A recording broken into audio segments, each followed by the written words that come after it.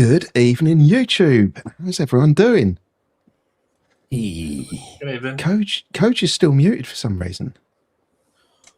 Yeah, I didn't. A couple of times you've done it, Steve. This is not me pointing a finger at you, but there's been stuff going on in the background during the countdown. So I just thought I'd make sure I wasn't slagging anybody off. Okay. That's honest. Start as you mean to go on. Right.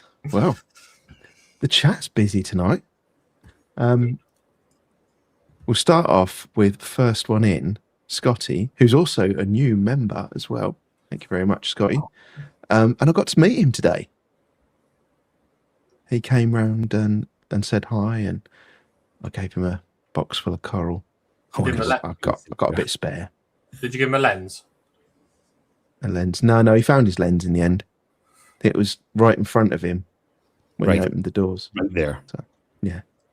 I must say, add to that, it's very, very unusual for somebody to beat John. So Scotty might not be with us so much longer, but John will go around there and sort it out. Yeah.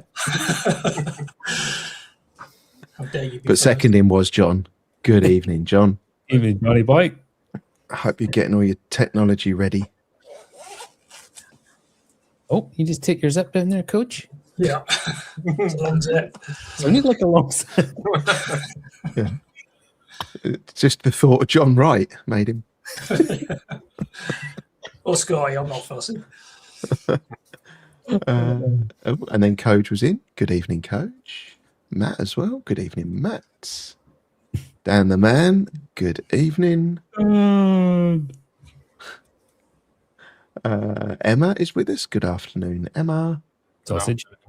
Leroy. Good evening, Lee. Lee. Who else do we have? Anthony is with us as well. Good evening, Anthony. Good evening. Terry Teckers is with us. Good evening. Tessa. Mr. Mark. Good evening, Mark. Mark. Go on. Panel of chodes. Oh, did I get a chance to do the Baby Dave thing? Yeah. Hold on. It's been so long. Oh God, this is taking an amount of time. Dave. I can't find. Oh, no. Is that it? Yeah, here we go. Hello, Dave. Done. Perfect. It's worth the wait. Any more in here? Woody's Reef. Good evening. Woody. Ron. Good evening, Ron. Hi, Ron. Is there any more? Am I going to miss someone? So I'm starting to skim through them quickly now. Dave is with us. Good evening, Dave. Good evening. Immers is with us as well. Good evening, Immers. That's exactly what I said. It looked like in the screenshot. It was Terry Tibbs. On the thumbnail. Yes. Yes. That wasn't Terry. So maybe it depends on how old you are. Whether you know who the hell Kojak was. I didn't have a clue who it was. It was Kojak. Oh, It was okay. 70s TV cop. That guy. Yeah, 70s, 80s. Yeah. So the story is Koje was actually the stunt double for him. And that's why everyone calls him Koje. You mean stump double? Even though the guy's like 30 years older than me and has no hair. So why do you get called Koje? It is very boring. Talking about that kind of era. So I am mid-40s. So back in the day, I mean, we're all a bit geeky, right? Because we do reefing, but even more geeky than that. In the days of dial-up modems, you couldn't really link up and game with people online. The speeds weren't as fast enough, so you did things which were called LAN parties at the time. So I was with a sort of group of people, more than 20 of us, and we used to get together quite regularly. And we'd all take different food and stuff to share for the day. And I used to take lollipops. So I ended up getting linked with the show, the fact that this guy had lollipops all the time. And that's as exciting as it is. That got shortened to Koje, and I've just kept that as my handle the whole time. So very boring. Yeah. But to go Well, I mean, it could have been a lot worse, an association with carrying around lollipops. So yeah, but that it was quite interesting at the time because one of the two sort of guys that used to run it, one of them, I can't remember if it was his was it a relative or it was his neighbour, which sounds a bit odd, but it was a long time ago. She was a council worker, and we used to use a hall that was rented out by the council for different events and stuff, and it wasn't very busy at weekends. So he sort of said to her, "Look, can I use it?" And he was a DJ and did loads of stuff everywhere. So she just thought he was using it for a couple of hours to do like DJ and stuff and teach people how to DJ. He never actually told her. They spent a lot of money and time trying to understand why their electricity bill went absolutely northwards. They had the electricity board come in, they had like the supplier come in, they had loads of monitoring in. She'd started going to different events, like turning up with these biddies and everything, and they're flipping, doing puzzles and doing knitting and stuff. Like, who's using all this electricity? Because he was basically, she would drop the keys off to him, and then he would go and use it for the day for all of us, and then he'd come back the next day, and she had no idea. Anyway, it turned out she, towards the back end, she left her sweater there in the week. She went on the Sunday to go and get her sweater and went in, and there was 20 plus people there with all their computers on, and she went absolutely ballistic at him, apparently. And for all these months, it'd been the group of us sitting there with computers. Oh, brilliant. Can you ask? Can we say to Koje, Kumar's question, please? Yes, when I get to it. Oh, I haven't gone any further because we've still got a few people to say good evening to. So, good evening, Bernadette. Good evening, Jamie. Good evening, Chris. Good evening, Reese. We nearly there. Emma says unzip. Avoid Dave's comment if we can. Ooh. Now I've got to find it. No, you don't want to. Don't know. Kumar. Good evening, Kumar. Hey, Kumar. Right, I'm keeping an eye out now. Didn't he? Yes. Don't Good be evening, shy, Liam. Kumar. Good evening, Liam. Search what chode means in Hindi. I'll do it live. Scotty is here. Good evening, Scotty. Gary is with us. Good evening, Gary. Good evening. And I think I've got a feeling we're nearly there. I'm going to skip over Dave's comment. Good afternoon, Elisa. No. Oh.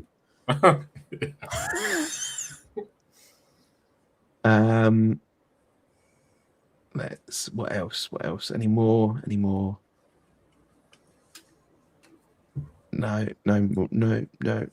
Can't see any more. What comment was it? This evening, Alyssa? It was afternoon for her. Yeah. Well, it's Alyssa, right? So yeah, so just like 12% or lower. She's got a reputation like Amanda, isn't she? It's like anyone beginning with A is an alcoholic. Do you want to know what chode means in Hindi? Yes. It's the F word. Oh, really? So let's have a chode. It's actually a positive thing. Yes. Makes sense, I guess. So use your chode to chode. If I say to a girl, you want a chode? Normally it's no. Probably still will be. No. Yeah. And Image is saying he thought that's where chode came from. But that's where oh, maybe it did. Wow. Bernadette wants you to put up no. He's not put I'll message you, Bernadette, what he said. Jeez. Yeah, but if you go onto YouTube and you press all comments, she's probably got it on top messages or something. Is that what happens? Because she says to me every week after every stream, I didn't see half of what you guys were talking about. Yeah, you can change it at the top of the stream. You can change if you click on the two little bars. Yeah, you can change from top comments to all messages. Oh, interesting. So Bernadette just replied with a crying, laughing face.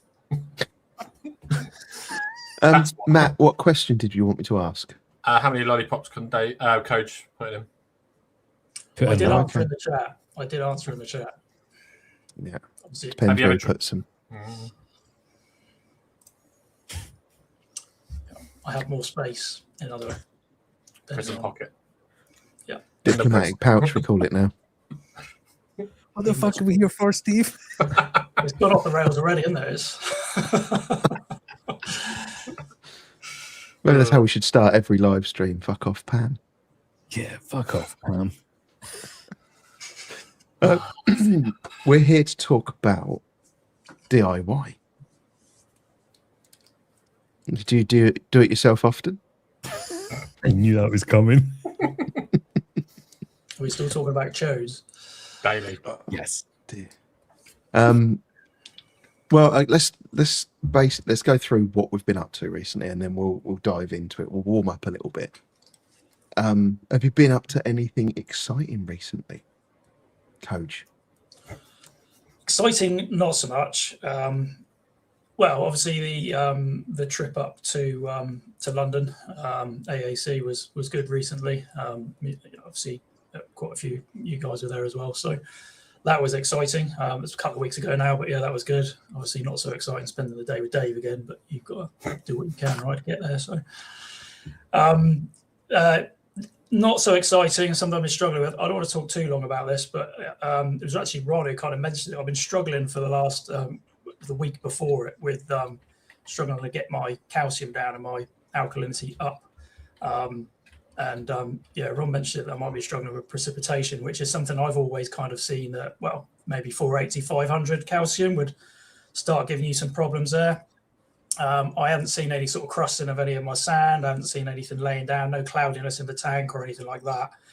But I am 99% sure that it's precipitation that's causing me problems. I'm struggling to get my alkalinity up over 7. It's been sort of from 6.5 to 7 over the last couple of weeks. And yeah, I've been doing all the stuff that you need to do to get it down. But I've lost 2 heads on my Duncan coral now, and I've lost about 3 other euphyllias. They've just the flesh has just gone zip, and they've melted. So not ideal. Yeah, you think you're doing all right. Is there anything else in your area that makes that zip sound effect? Yeah, that's what basically the euphilia tissue does when it goes. So yeah, so I've been struggling with that. It's a bit frustrating, really. It's the first sort of major problem I've had in the 18 months my tank's been running. From a chemistry point of view, at least. So yeah, it's been a bit of a battle, just slowly turning it with increased water changes. I haven't been dosing obviously any calcium for a couple of weeks now, but I just need to get the ion balance back. I think it's not necessarily I've been about sort of 460, 470 on the calcium, but I've maintained my alkalinity about 8.5. So I think it's the ionic balance that just over time, that's it. It's been saturated, and I now need to get that back, get my nutrients up a little bit as well. So that's been me, really. Okay. Matt, what have you been up to? I saw you last weekend. Yes, unfortunately. Yes. For you. We bought some coral. Ooh, what'd you get? I bought a couple of hammers from the collection. And then I went to visit another shop. Didn't have any. I'm now looking for not specific corals, but just, the corals that grab you. The tank's becoming full. And I've gone to the fussy. It has to be right. So bought a couple of corals, did a water change, did a water test. I actually water tested her tank. That's a shambles. So it's like 5.4 alk. Hang a minute, you water tested it? Well, we did. Ah, okay. She does most of it, but to be fair, I did mine this week because she was fucking lazy. But this weekend we did her tank, and it was like alk was like 5.4, and I was like, oh, that's why the coral's got the ump. Because that one, because I do 5 litres a week, well, I've just been sort of like, oh, that'd be fine. And then it shows what not water testing does.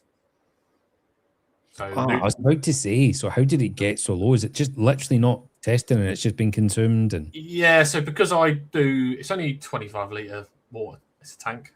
So I'm doing 5 litres. I'm thinking, yeah, that's about right. That'd be all right. I'm replenishing what's the bad with the good, and I'm thinking that'd be fine. So I ignored it, and I've never really had any problems with it. I then looked at one of the A cans; it wasn't too happy, and I was like, "Okay, let's test it." and the alk was 5.4. Phosphates were 0.09, which was fine. Nitrates were like 2. And I was like, right, this now is starting to explain things. So I redid all that.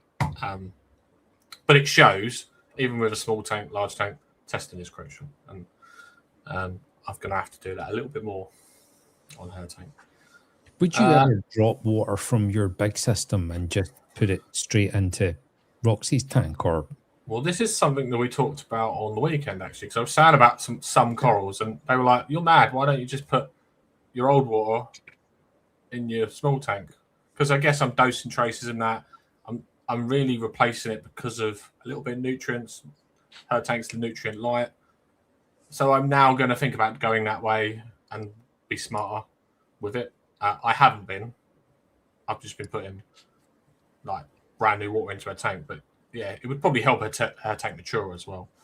yeah, just like 1 in 4 water changes just be fresh mixed water, but the other 3 just transfer. I think in my head it was always, oh, that's dirty water, I'll just chuck it. But yeah, I think I'd probably... I'm a bit like that. But yeah, I probably should need to make use of it instead of wasting it. Yeah. And then I'm really looking forward to the Mansfield, mate. Not long now. It's getting closer. It's getting close. It's creeping up. Like, not long at all.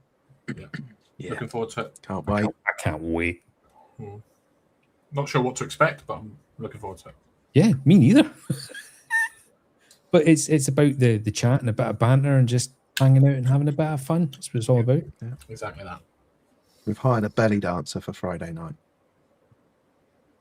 I dread to think what Steve means by this. Good evening, Jim. Or good afternoon, even. Jambo! Rama's here. Good evening, Rama. Mr. And Banana. Mr. Parry is with us as well. Good evening. Peter? That's what I did. What have you been up to then, Rod? Honestly, not a lot. The garden centre is... Yes. Well, obviously. Milking the cows. Yes. Yes, from above. Not a lot, reefing-wise. Took a load of coral up to my LFS in Glasgow. It was actually really cool to spend a little bit of time in an LFS. And I bought some fish. Oh, what'd you get? So I've not bought fish. I don't know, 2-3 years maybe. Wow. The spawning system is struggling for nutrients. So there's a bristle-tooth in there, quite a small one, and a 6-line wrasse. Oh, very good, Ron. Fuck's sake, almost fucked up. And it's the amount of, because it's many colonies in there for the spawning, and obviously it's just not enough nutrients. The nitrates are almost at 0 constantly. The phosphates, I'm struggling. I'm dosing reefroids, but all the magical and wonderful algae are obviously loving it. The Aptasia are very much enjoying it. So I went up and I thought, what am I going to do here? So my observation tank's got some algae in it, and I need a tank for in there, and I need a tank for the spawning system to eat a little bit more algae. It needs to be able to cohabit with the bristle-tooth and the 6-line wrasse. And so I got a powder brown, a copper band for the Aptasia, and a white belly yellow wrasse.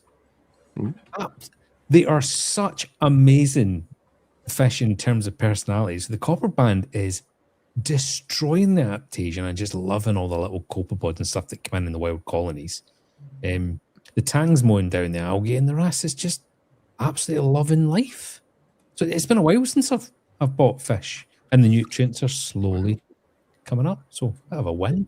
Risky fish as well, powder brown. Yes. Well, Dave phoned and what did you get? I said powder brown. Ooh.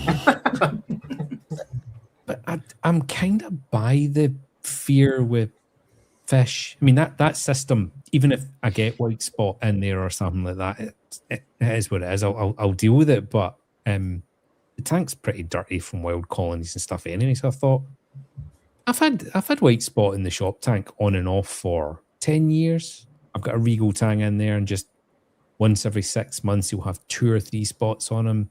He's fat, he's healthy. I'm not disturbing that tank just because one fish gets a couple of spots every 6 months. I'm not doing it. So Agreed.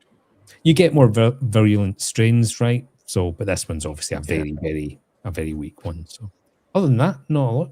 Steve, just garden centre's busy, so reefing kind of takes a bit of a backseat at this time of year. Yeah. Mother's Day was full of grannies. Yes, the mop was out. Yep. Koje got it instantly.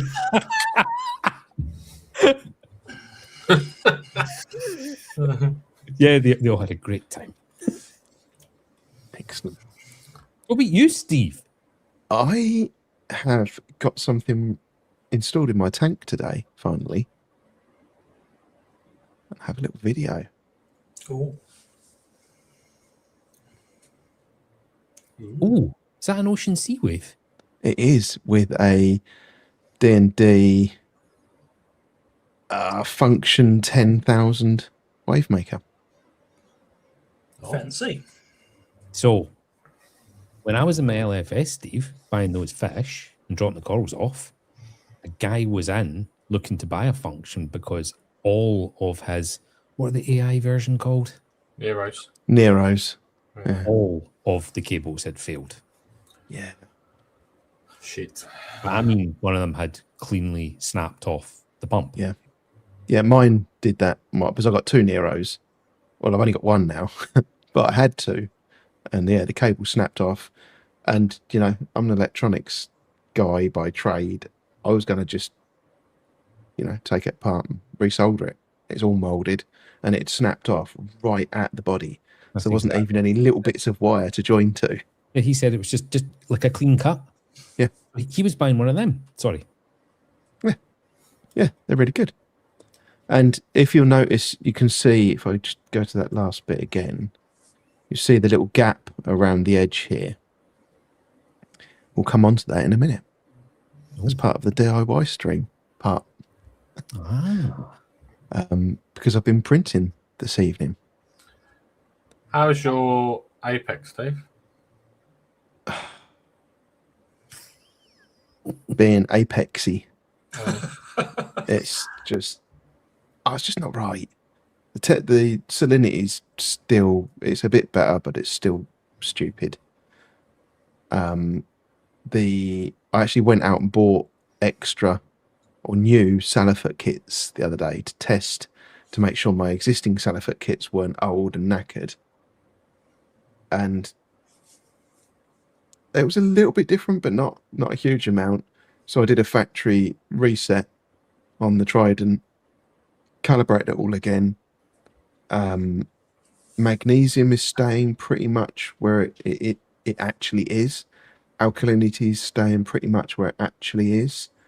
And calcium is a bit low, but not as out as it was before. I mean, my magnesium was like 1470 and the Trident said it was 1160 or something, or 1150. It was way out. So yeah, I had to do a factory reset. I cleaned the vial. Yeah. Minging. Yeah, I should get a picture of that, shouldn't I? Yes. That's the dirtiest cotton bud I've ever seen. I questioned where you'd put it. Yeah. When did it last have a service? About a year ago. And I actually put a new vial in. So they send you a new vial. So image. Let me add it. Don't judge me. Should you service them? I thought it was yearly. I do mine annually. Yeah. Don't judge me. Fucking hell. Yeah. But you don't use an incoming water filter, Stephen. No, I just raw dog it. If that's what you're used to, Steve. Yeah. Yeah, just shove it in. Fuck's sake. Yeah. So that's, and I've got a delivery today, which is handy because one of the objects is part of the show and tell. But I got a goodie box from Royal Corals. Ooh. Videos, because I have a video of this. This one. Where'd it go? There it is. Should have cleaned the side of my tank, shouldn't I, really? So there's some kind of zoa, an actual barley slimer, rather than the hairy thing I've got. Yes. Toxic splatter goniastria, I think it is. Moon splatter, I call that one. Yeah. Yeah. Beautiful. And Christmas favia. I want to call it Christmas because it's red and green. Very nice. That Slimer is really vibrant, Steve. That's going to pop with It that. is. It looks really, really nice.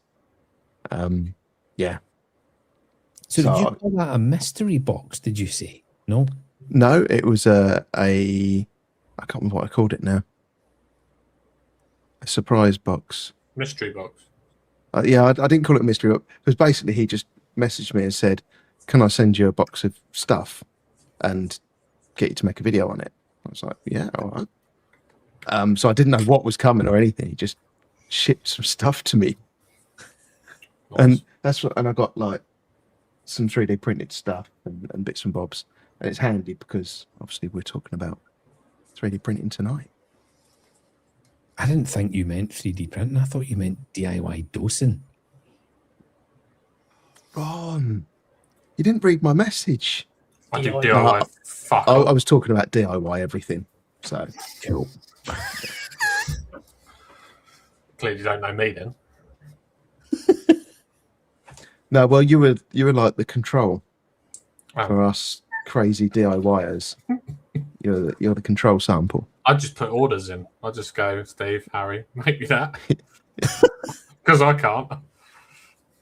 So Kumar's saying, "I've got a hairy slimer." I don't know what it actually is. It's like I think on one stream I called it a long tentacle green slimer. It's an Abrolhosensis is what it is. Is it? It doesn't look chody enough for an Abrolhosensis. It looks They're too thin. They're not all chody. Okay. Yeah, fair enough. I don't know. Was it the one I sent you? Did I send Did you? you send me? I don't think you sent me one. Oh, it might not be then. Sorry, I'm getting confused. But it's definitely not the one you sent me if you didn't send me one. Okay. I think I might have got it from my local LFS. But was it sold to you as Barley Green Slimer at the time? No, I don't think that it was just a green coral. Kermit the Chode. Green chode. Yes. Mouldy chode. So yeah, that's pretty much what I've been up to. Oh, I did buy coral at the weekend. Of course you did. I thought he was going to just go over that. But I got a home wrecker, Ooh. but it hasn't coloured up yet. I bought it, eyes wide open. I knew it wasn't coloured up when I bought it, but I thought wasn't massively expensive. I'll buy it, shove it in the tank, and see if it will colour up. is it in sump or is it in tank now? It was in sump. It's moved to the tank today Right. when I put it on one of these little stand things. So you bought it retail in a store in a tank. Yes. Yep. And I also picked up a rainbow acan.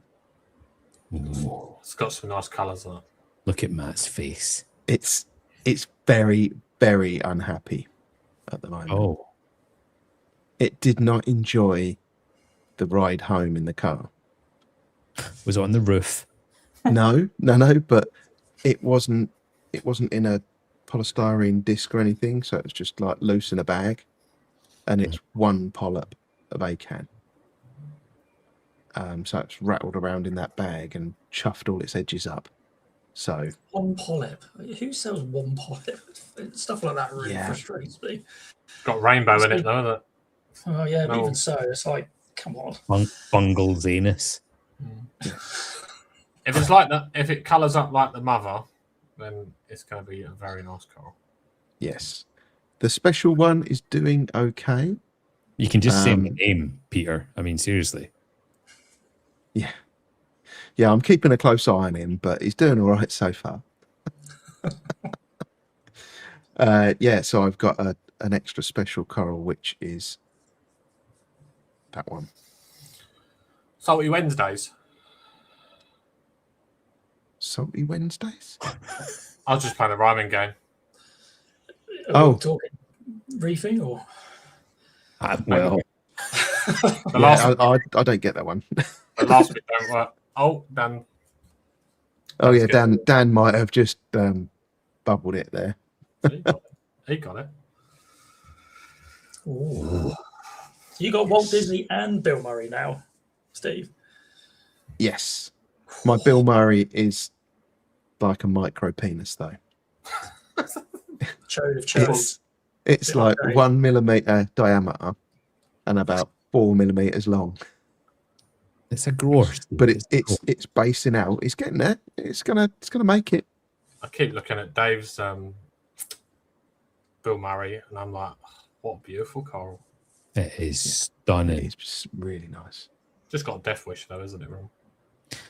It just doesn't like being in a bag, but I'll be honest, I mean, Dave's just came out the bag and just fucking black belt reefer Dave, just absolutely romping away. They're all just growing, based out, throwing out all sorts of branches.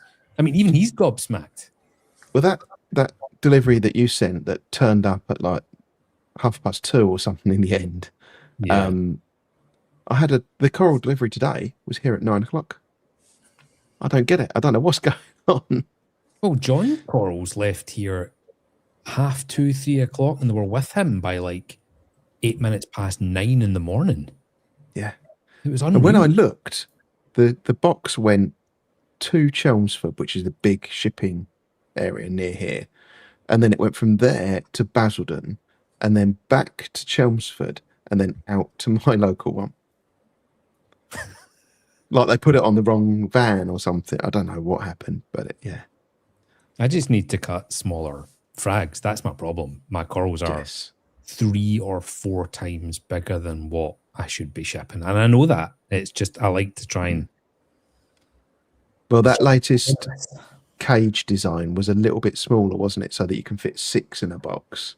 It's perfect. That's what John got. So he got the first new cage. Yeah. 6 box design. Yeah, I've just been sent a... Not from me, but it came to me. Oh dear. I'll show that later. It will be enjoyed. Right. Well, I guess we better talk about some DIY. Come on, confess your sins. Whichever. Let me get my first image of Koje. Which one do you want first, Koje? Which images are they? Are these the ones I sent you privately, or? Yeah. You're all fully clothed in these ones. So Not the others. The most recent one was the solar, so do that if you want. The my shed roof. Yep. Go on, appear. There we go. I think, Collie, you've put in the chat, Steve, around being a something to do for saving money, but also I think a lot of people like to do DIY stuff because they like to do something themselves, not just save money and a little project. And so this is one of my things that I did. So that's a 550 watt panel that I've attached to my shed roof. And that goes directly into my EcoFlow. So my battery backup. And it was just a little project. I thought, well, some springs come in. All in, it was probably about £100 with the cable in, the panel itself and everything else, and the little breaker you can see there. So not cheap, but I worked it out. Today, it's been quite a sunny day. That's given me 2 kilowatts, that single panel for the day. So within a year, it will pay for itself. So I just thought it was a fun little project. Run some cables into the house, straight into the back of the, and it will obviously give me a little bit more flexibility in regards to battery backup, because on a sunny day, it pretty much powers it. So bit of fun, and just something I thought I'd share as a little sort of DIY project. If you do have an EcoFlow and you can get a panel up, then yeah, it might be something that's worth doing. Are you a gardener, Koje? You can probably see not. Fuck me. I like to keep things trim, but I'm not. Yeah. Is that like the recommended way to cut back trees? Yeah, I just went to town. I was like, it was all overgrown there, so I thought, right, I'm going to put this panel here. I need to clear it, so I did. That's it. Big shears. I like a trimmed bush. I like it, Coach. Yeah. It's now nice. Well done, and Liam. clean. Well done. He's an expert at leaving hoses on. Just say.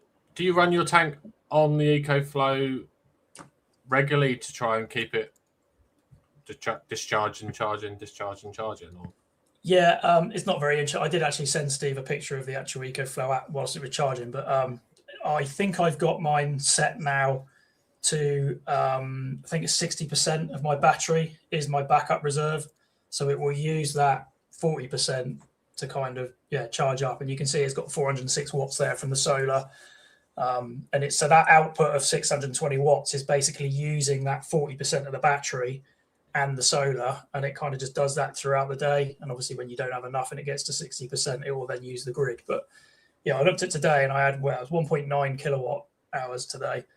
So not insignificant. Very good. Yeah, good idea. Fun little project. What's your next slide, next picture, Coach? Crikey, I don't want to take up all of the time. I think I did one of the. Pause? Yeah, well, Steve asked, so I did. I didn't even get a memo. I just got turned up at this time. The light fixture. So I did one of the very early in my tank when I started my tank. I think I covered the light. Did you say light fixture? Yeah, the light fixture is just the bare tank with the lighting above it. The Ecotech lighting fixture I thought was quite expensive. So as you can see there, I just got some wire myself, and the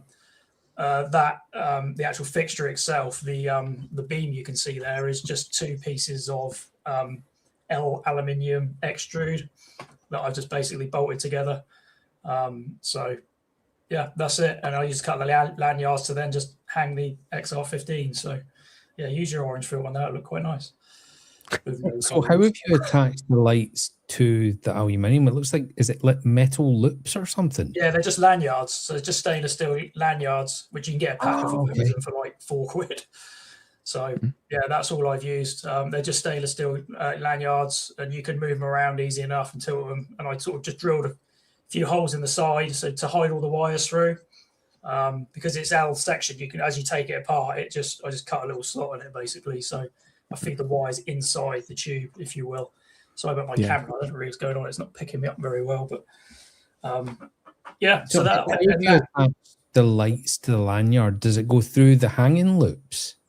Yeah. So it is literally just a stainless steel line that I just screwed onto the top. I have got some in the garage. Rather than using those hoops that are on there, because they do look a little bit sticky outy, I was just going to get a couple of short screws, and just I never bothered. You can make it look tighter if you wanted to, but it does the job. And that was, I think that would cost you about, I don't know, 15, 20 quid. I had a couple of the bits already because I keep loads of stuff in the garage that I don't use. But didn't fancy cable ties? If you're into Crazy Sue style, just cable tie it on. And is that your underwear drying on the radio in the background? Yeah, it is indeed. Harry popped over that day, so I had to kind of get it all cleaned up for him. Good. You little clever fucker. Even know where to start. Yeah, you probably need a little bit of DIY skills. But I would say if you want to do stuff like that or you're interested in it, there's always someone that's willing to help, talk you through it. You got friends, even local reefers and stuff. I'd be more than happy to help somebody do something like that. It's relatively straightforward, but you have to have a little bit of confidence, I guess. One of the things I've put on there that I know Ron's done very recently as well. I'm not saying I fluenced Ron in any way, but that's cutting some holes yourself with the Yes, you are. with the glass cutter. So this is my second tank. I cut the holes in my main tank and stuff as well. So this I just templated up from my weir with just some cardboard and bits and bobs. And then, and then that's the actual holes cut out. And I did all mine by hand. It is a little bit daunting when you do it the first time, but as probably Ron can attest to. But once you've done one and you get the feel for it, it's like, what was I ever worried about? Oh, I'd drill another one tomorrow, like absolutely no qualms. I'd just get stuck straight in because it did just go seamlessly. It's one of those things. Drilling tempered glass. Yeah. Don't ever do it on tempered glass. But, and make sure you switch off the hammer action. There are a couple of videos on YouTube, I think, where people have done that, and the whole tank just goes popping or wanna. Or certainly the paint does. But it is something that it's very easy to do with a little bit of DIY knowledge, and then just take your time with it. And it's very, very possible. And if you can just get a glass box that's a lot cheaper, and do that yourself, build your own weir. You can get weirs off of eBay and other places, and it is way cheaper than buying a complete system. I can fully understand why somebody would want to buy a complete system because it's a lot less hassle and time and everything else. But I like to do little projects and bits and bobs anyway, and so for me that was just something that was I didn't bother giving it a bit of a try. And if you've got some old bits of glass or whatever it is as well, you can pop down the the tip and pick up some bits and bobs. You can do some practice runs before you do your own tank. So try it on your window first. Yeah. Most question is, do you keep it wet?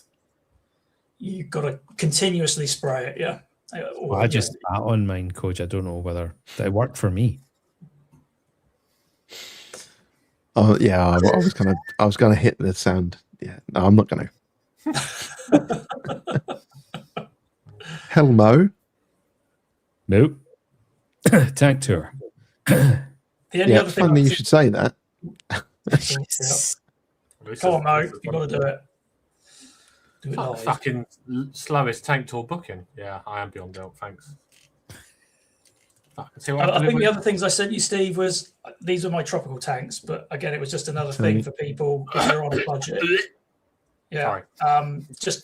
You can get a an Opti White tank really, really, really cheaply off the shelf. There's a couple of places that do them that are just plain Opti White tanks, and then you can drill it and do what you want to it. So this was my tropical tank, but basically this is just a really cheap. I think this was like 250 quid tank glass box, and then I just, as you can see, is very DIY. But I just did the stand and stuff myself. So these are just MDF panels with magnets on the back, and painted with acrylic paint, so it's watertight. And then the other one I think I sent you, Steve, was just how I timbered up the frame. But again, really cheap and easy to do. So this was when I moved it to the other side of the house, but you can see the frame that I built there, which is kind of doubled up on the corners. So yeah, just to demonstrate that it's not particularly difficult to do. Just day in the garage and a saw and some screws and a drill, you can knock that together and save quite a lot of money. So hang on, that trop tank is now your marine tank? No. I was going to say. No, it's just I just sort of what put it in there is you could save a lot of money doing it that way. Right. Okay. And kind of do it yourself. I know some people have. I wouldn't necessarily recommend it, but they will use a tropical tank and a tropical box filter, because you can get quite a lot in those box filters. So yeah, you could put borax in there and sponges and everything else. And I know some people have run tanks off. I just think you'd be in there all the time ripping it out to clean it. But so yeah, just to demonstrate what you could potentially do on a budget if you're willing to just put a bit more time in. You don't have to go and spend your money on all this expensive gear and full high end gear. You can do some of that stuff yourself. Good evening, Tom. Spit on that bang. He's so proud of that GIF he made. Seriously, he's so fucking proud of it. I don't think I've seen that GIF. Shut up. Have you ever a silicon drying tank? Like what, just a glass cage? No, I did put that on one of my notes that I know some people have, but my understanding is, well, it's not an easy thing to do in the first place. You need all the tools and everything to do it and hold the tank in place, the glass in place. And if you were going to do it yourself, certainly from a retail point of view, you're just getting the glass cut and sent to you, and then it probably costs more than a tank anyway. So you'd be better off just buying a glass box. Yeah. But yeah, if you just bought a bog standard sized Opti-White tank and then built the stand to fit it, you could do it very, very, very cheap comparatively. Yeah. And then you've got your RODI cave. Yeah, the little cave. Yeah, but just again to show, so that's my RO setup, and my the top one is my RO tank, which is 210 litres, and I've just built a shelf there. And underneath that, I've got my saltwater mixing tanks. So yeah, I do daily water changes, auto water changes, and yeah, I run from one, mix the other, and yeah, it's just a nice, easy station for everything. And I my auto top up as well is from that RO container, so I use that for everything, and that just runs out into my sump in the lounge, which is also a bit of a DIY project and remote, but it's Okay. yeah, just all in one. And again, just it's not that difficult to do if you just a bit of patience, a bit of time, and if There's you've got quite the a lot space. of weight on that top. I was thinking exactly the same. That's a fair amount of weight there. Yeah, There's a lot of weight there. What you can't see is there's these are quite thick beams. So there's one in the middle there. There's also one in the far corner at the back. So all the weight is supported. And then I've got, again, beams underneath that big piece of MDF you can't see that go all the way around. So it's not The photo all of the actually weight. makes it look like the whole thing, It but looks it's like the it, angle you take in the photo. Yeah. So there isn't really any weight on the shelf, if you will. All the weight is being transferred through those beams into the floor. Got you. I mean, it's been there for nearly it's certainly 18 months now, and it hasn't missed a beat. So I'm hoping I've. And does that tank That was brave. permanently refill as used, the RO? Does it just click on and off? I just do it manually. I've got I think it's a 0.1 micron filter on the right hand side at the back. You can see a slight discoloration on it, and then I think it's a 5 micron on the other side, and then I've got the 2 membranes, and then 2 RO at the top. So I can get quite a good rate off of that. Is that a bag of wine as well on the 2-stage filter in the middle? That's yeah, RO. That is DI resin. Yeah, Oh, it looks like one of those bags out of a box of wine. it does look like it, doesn't it? It's DI resin with a flipping plastic clip over it. Okay. And then the last 2 of yours go together, which is your remote sump. Yeah, so this is my remote sump. So I've got 2 tanks now. I'd always sort of planned to have 2 tanks. My main tank is kind of behind where this picture's taken, and then my other tank, which is 150 litres, to the right of this. And yeah, so I have a remote sump, so I could have a bigger sump. And my tank tour shows that I've got quite a low tank because it's flush with my sofa. So there's very, very little space underneath it for a sump. And I wanted quite a big sump to have a bit more water volume for stability and everything else. And it's just very easy. The way that I've done it is out the way, and I've got a lid on the cabinet, sort of the bench seat that I've made to house that in, that you can sit on and view the tank, and it's quite well hidden. And there you go. So you can see my 2 tanks, and I've sort of hidden all the pipe work and stuff. Nothing's through the walls or not removable. I've just put some vanity covers on. That's all just MDF and bits and bobs painted. Yeah, and it sort of hides it well, but it's very, very easy for me to get in there. Just lift the lid off the top, and you can just go straight in and do whatever you want. Are they both off the same sump? Yeah, so you can see on this kind of under the radiator there and behind the Eiffel Tower, which is a bit of an odd thing to say. Just where all the lines run, I'll just put some vanity covers over it. It just keeps it. Do you ever find anybody sitting on that unit enjoying the vibration? I haven't, because there's not a lot of vibration on it. It's a bit boring, really. I've got a couple of those thick cooking. Well, they're silicon pads, so I put a couple of them under the pumps and stuff, and very very quiet. So you should screw one of those Neptune automatic feeders to it. Apparently, they're a little bit noisy, aren't they? Got a very understanding partner. All I'm going to say. Fucking hell. She's fine as long as I do it neat. Yeah, you don't even know it's neat, and it's nothing like there's no shit everywhere, or you leave all the pipes hanging out. She's True, very good. Blackpool Tower. Yeah. She does Lego, so I've got the fish stuff everywhere, and she's just got Lego everywhere. Perfect. Geek me up.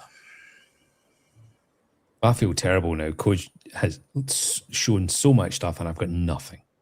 Yeah, where did you put the pictures you took, Ron? What pictures? Well, you were going to tell us about DIY Big 3. Yeah, I've talked about it on and on and on the Reef AF streams, right? But I did some sums today, and I actually have a sum of what my saving was purely on alkalinity, right? So I was buying Red Sea alkalinity in 5 litre jugs, and they're 105 quid for 5 litres. Wow. Which works out at £21 per litre, okay? I'm now buying sodium carbonate in 25 kilogram bags, putting it in a bucket, and that bag cost me £48, okay?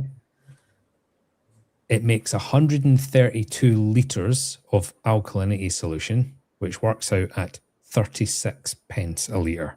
So Red Sea, £21 per litre.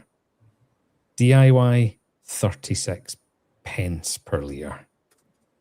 And it's just water, 1 powder, mix, done. It's insanely easy. Yeah, you're off your tits if you watch this and don't at least consider it.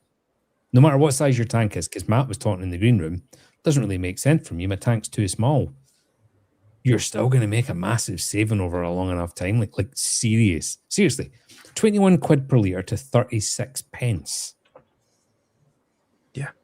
It's bonkers. And of course, calcium and magnesium are just about as much a saving. Not quite as big a gap, but still a huge saving.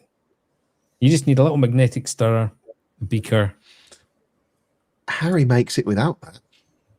So how does he do it then? He if the RO's too cold, he actually has a bowl of warm water that he sits his mixing bowl on so that the heat goes into it, and then he pours RO in, and then he tips the powder in, and he just stirs it until it's done. No chance. I just fill the beaker, throw the powder in, and walk away for 10 minutes, come back, perfectly mixed.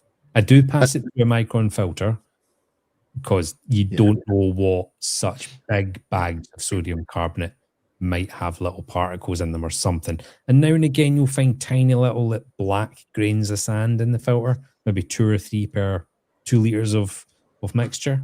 So you do have to be a wee bit careful. Yeah. So Kumar's saying he doses DIY calcium, sodium bicarb, and mag, and he's super paranoid about the sodium chloride ratio getting too high. So he's does a worried 50% water change once a month. Rising. Yeah. Yeah, I don't even... Yeah, I've not seen any fluctuation in mine, and I'm dosing nearly 200 millilitres of alkalinity a day in the Big Frag system. Wow. At what point do you think it's worth going over? Because I'm only dosing 22 mil at both parts. To me, I'm like, am I really going to benefit? Someone like you that doses 200, that's quite a lot. That's just one system. Bearing in mind, I run 5. Yeah. So obviously, it does make sense from. I mean, but anybody with no matter what size of tank, if you're dosing your big main 3 from off-the-shelf products, whether it be Red Seas, Elements, whatever you want, NIOS, you're still going to, over a long enough timeline, you're going to make serious savings. So how long would it take you to buy or to use 80 quid's worth of whatever you're dosing at the moment? Was that for me or For Matt, sorry. I would say I go through about 2.5 litres of each every 2 or 3 months. And how much is 2.5 litres? What do you mean? How much does it cost to buy? Oh, about 35 quid. So, Per bottle. No, for the 2. okay. That's actually So, not yeah, bad. two lots of that. Sorry, how long did it last you? 3 months, did you say? About that, 2 to 3 months. Yeah, so in about 8 months, that's about 10 quid a month. In about 8 months, you would have used enough to pay for probably 2 years worth of the DIY stuff plus the equipment you need to make it. Yeah, so it's 35 quid for 2.5 litres of both parts. And is that highly concentrated then? Red tea's like, I don't know how they've squeezed as much as they can into it, because I mean, Christ, you know about it, when the temperature drops, it just all falls out of solution. So it's for part 1 and 2.5 litres, it says 10,000 DK, 10.000 DKH per litre. I don't know. At the moment, I'm a bit like, the tank's doing well. Don't change. But I'm also like, I like the cost saving in some ways. Like I said to you in the green room, the only thing that puts me off is having to get another doser, because you obviously need 3 main parts. But what I do like is you can tweak each main 3 elements. So for me, calcium, magnesium they're together. Yeah. Yeah. So you have more control, and I like that. It's all I'll say is that I didn't do it for about 1 or 2 years after meeting a whole bunch of people that were doing it. So, for example, Jim was mixing his own. I was like, talk me through it. And he was using bicarb at the time, but he was having to bake for hours, bake the CO2 off. And I was like, well, I'll just go straight to sodium carbonate then. Don't ask me what the whole thing is with bicarb and carbon. I know Chris Meckley talked about it one night, and I'll be damned if I can find the stream to find out what it was, because he talked about bicarb was better for X reason. But anyway, I'm using carbonate. And I was scared for at least 1-2 years. I was like, can I do it? Another bottle from Red Sea. Oh, I've already got that bottle. It'll take me a while to get through it. And then you do it and you go, what was I thinking? Yeah. Seriously, is this actual? It's almost frustrating. Once you do it, you go, I can't believe how long I did that for. Yeah. Mo's saying carbonate pushes your pH up. It does, but Chris Meckley was talking about some chemistry of bicarb, and I can't remember what it was he said, and it frustrates me that I can't put it into words. Anyway, I think you're right, though. I think the fear factor is, once you've done it, you won't go back. Like, you speak to Tim, and Tim goes, I've been doing it for years.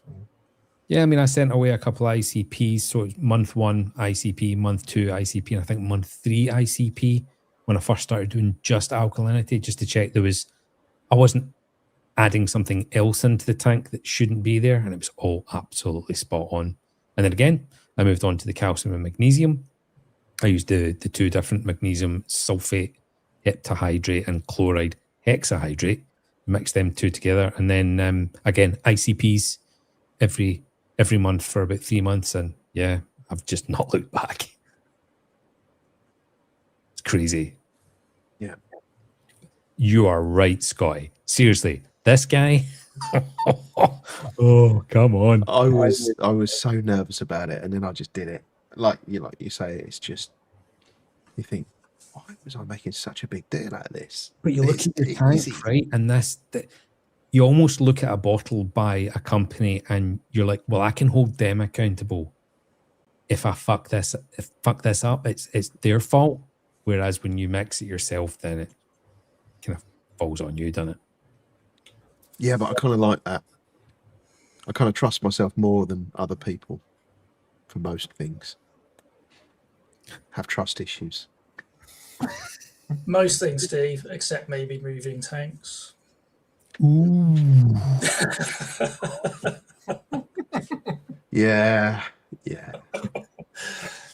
Don't ever try and move a tank on your own. That's all I'll say. Did it take long to dial in?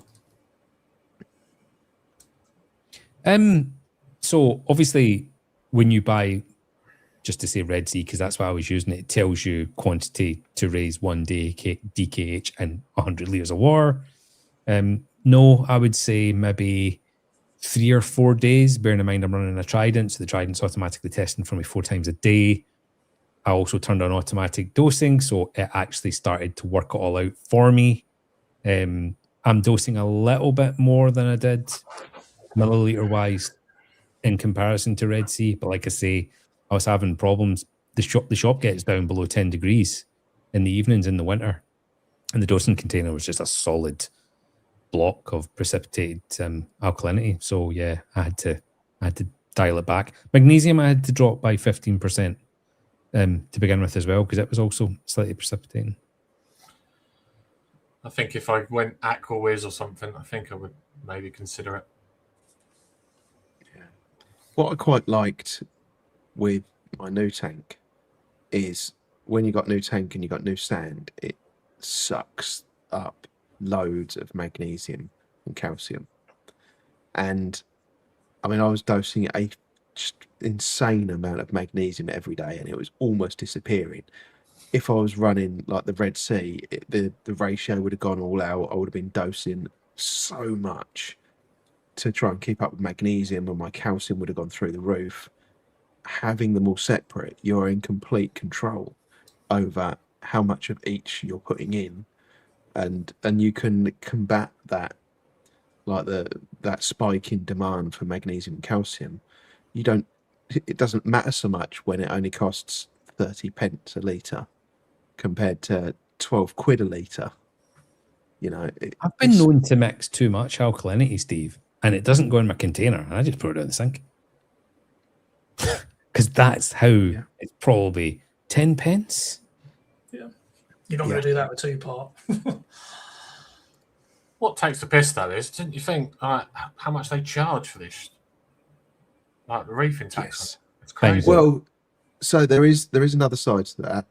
I'll mark your question, John. I'll come back to that in a second. I'll drop a link to the one I've got in Discord, John. Okay. Yeah, I just searched on Amazon and looked for magnetic stirrer, or I think it might have been eBay. Definitely. And I've got one that's heated as well.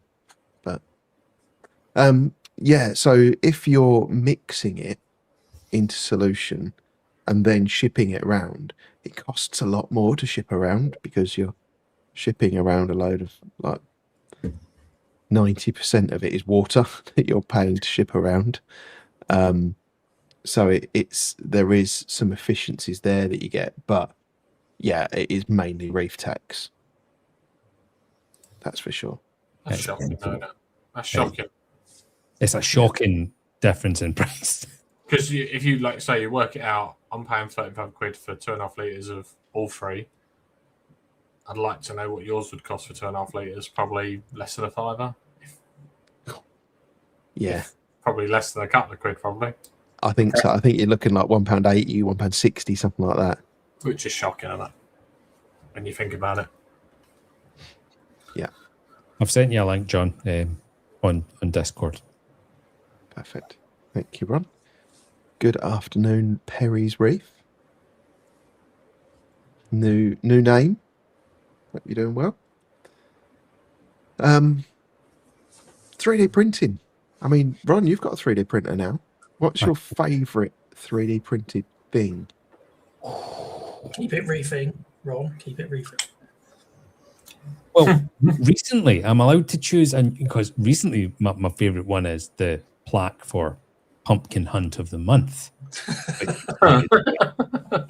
And in 6 or 7 hours, I printed a year's worth of pumpkin hunts. So absolutely love that. But probably just the things I don't think about but are there around me all the time in reefing. So the little egg crate connections for my frag racks, which are made out of egg crate, and then I just cut 25mm PVC pipe, and I can change my racks to any height I want. Stuff like that. I just absolutely... And it's the fact you click your mouse a few times, right? and you go through to the other room in an hour's time, there's this physical object sitting there. I don't think it's ever going to get boring. It's very Star Trek, isn't it? Yeah, especially the multiple colours. Yeah. And it weaves it all in, and it just, blows my mind. So Steve gave me the name of the 3D printer he had, and I had a 3D printer at the time, maybe 5-6 years old. What a pile of absolute dog shit that machine was. Less than 50% hit rate.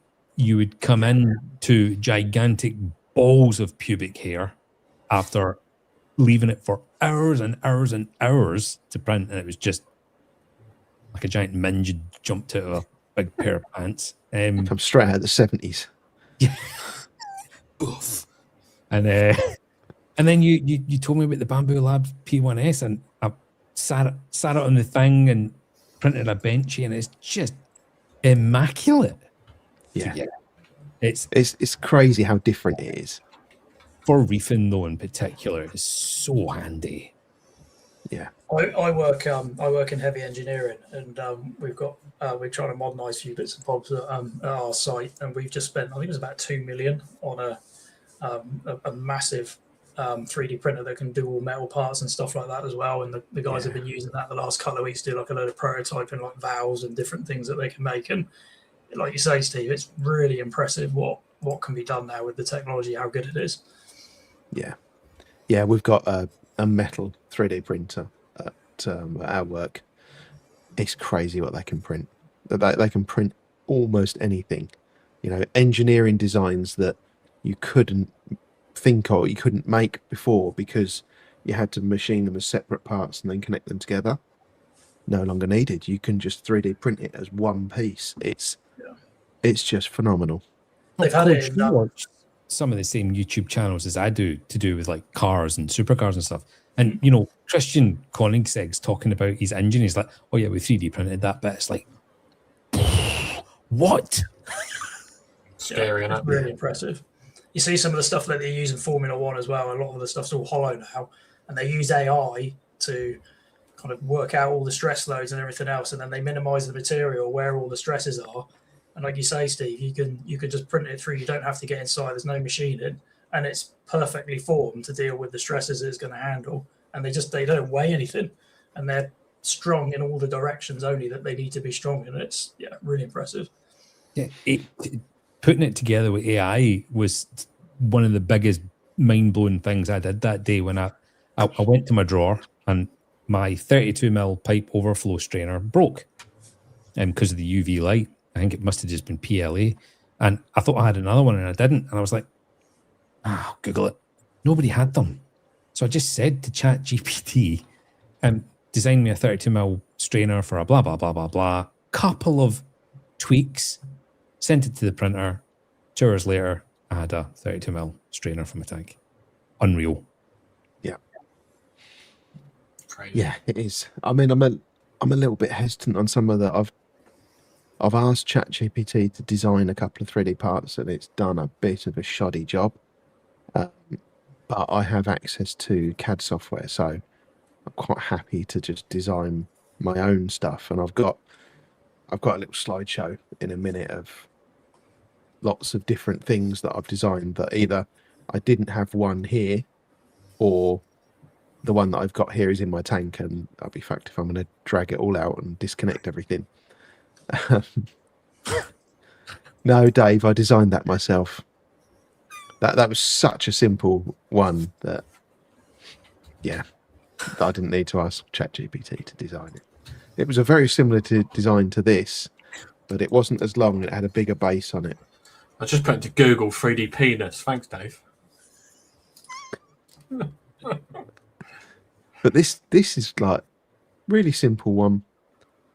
Really, really handy. Do you know what I use this for? DI tamper? Yep. Just a perfect. And I've got a smaller one for the smaller DI chamber as well. And it just makes life so much easier to compact your DI down. And isn't it annoying that it just keeps compacting and compacting and you think, no, that's plenty, and it keeps going down a wee bit. Then you put it onto your unit and you have a look at it a couple of days later and there's a gap that size at the top. You can ram it in. Yes. Yeah. So any other designs, Ron? Jim helped me with an amazing one. In fact, he's helped me more than once. So do you remember on Jason Toofer's tank tour, he had these brackets to hold these gyres? Tats. Yes. Minge. Bollocks. Heritage. Here is yeah. Yeah, so he had these brackets to hold these max spec gyres on his Euro braces, but down and into the tank. So you can't fit it to a Euro brace, it then wouldn't be in the water. Well, at least 2 years ago, Jim designed me ones with Reefy AF logos on them for the shop tank for gyres. And then he made me I asked him to help me with a photo booth for coral frags. Oh, yeah. So magnet in the inside of the tank, magnet in the outside of the tank. And the only one I could find was at this really weird angle. But because of the weird angle and my Euro brace, it shielded all the light actually hitting the coral. So for taking a photo, and I didn't have external lighting and stuff at the time, so he took the design, flattened it out, and then it was a little photo booth for corals. And it's just so much easier to have a nice dark background instead of a sea of corals and different colors and things. So you just take the coral you want to take a photo of, drop it into the photo booth, job done. You can even move it around the glass with the coral in it. Yeah. Excellent. Any other favourites of yours?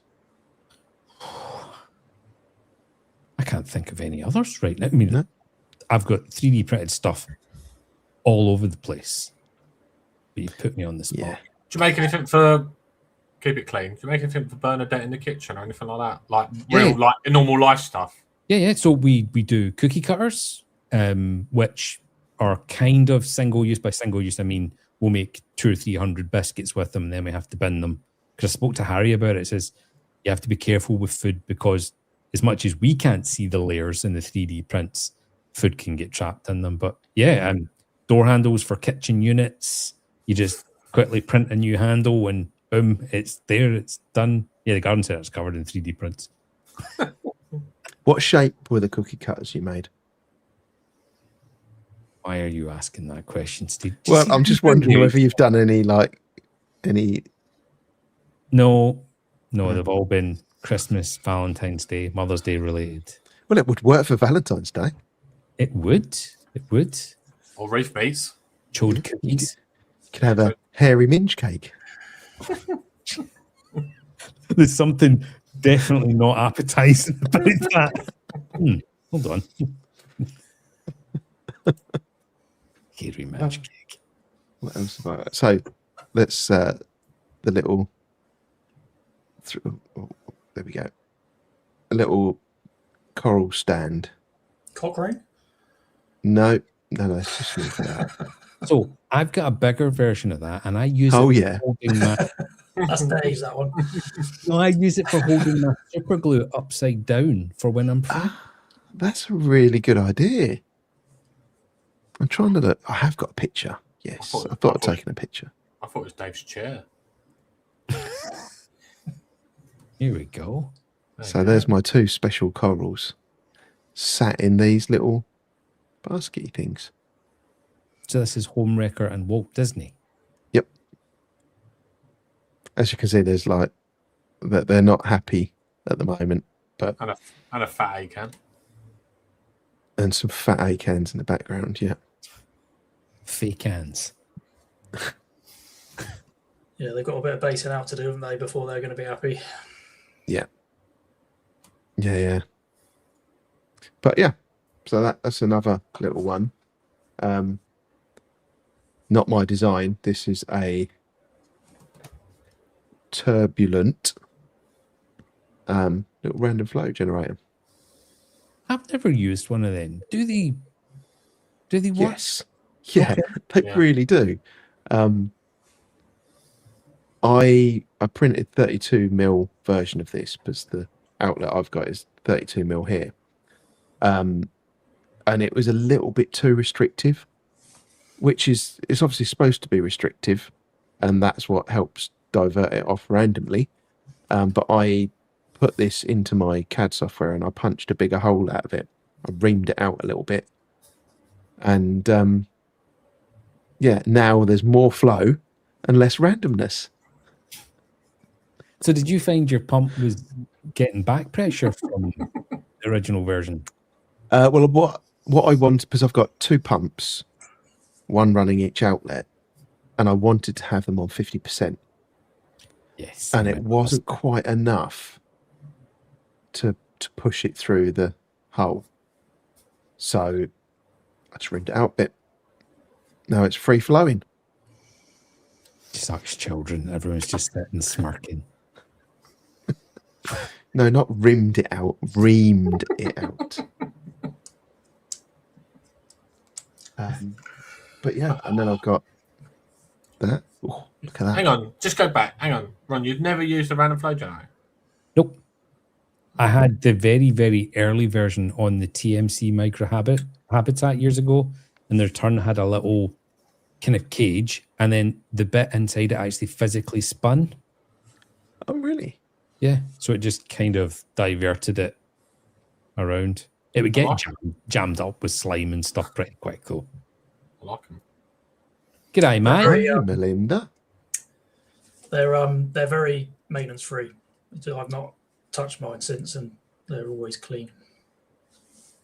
The random flow generators. And VCA Yes. make one of these that's made out of TPU. So when it gets coralline growth on it, you just squidge it and it all flakes off. That's a cool idea. Do you use random flow generators, Matt? Oh, wow. Okay. Yeah, one there. It comes with the tank. DD come with the tank. Are you being influenced, Ron? Might be. You fuckers. Seriously. I'm probably going to print some tomorrow. Jeez. Yeah, But they're not on. They're not on Maker Lab or Yegi or. But yeah, I think they're on Thingiverse, but they're not on the Bamboo app. They're on Steve. They're on Steve's store. He'll send you. I don't have a store. I just send all my designs to Harry and get Harry to print them, which I guess is a good opportunity for me to put that on the screen, just in case anyone wants to buy any 3D printed stuff. Yeah. There is He Harry. sent Oh, me Harry some both done. bag racks today, and they are Yes. Good. amazing. Like Very mine. Yes, impressed. they are good.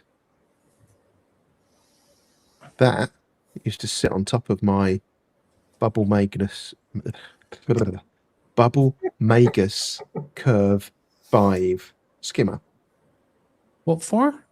And then that used to go off to some CO2 scrubbing media, and then it used to go back into the inlet of the air inlet on the skimmer.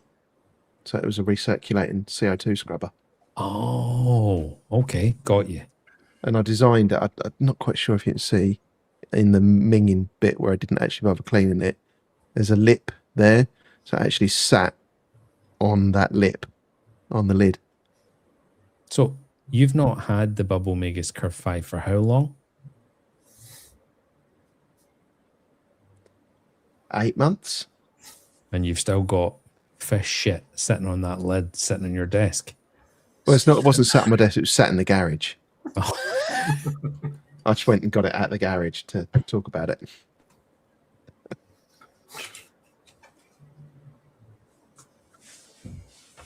Plant pot holder. That just a really boring one. Just to save space in my cabinet, I could screw that to the side and then just put my A&K bottles in there. Just to hold them. I bet you've got 1,000 of them attached to your fence panels outside, Steve, with plant pots in. Full of alpines. Full of dead plants. I bet your cabinet. I'm as green fingered as you, Koje.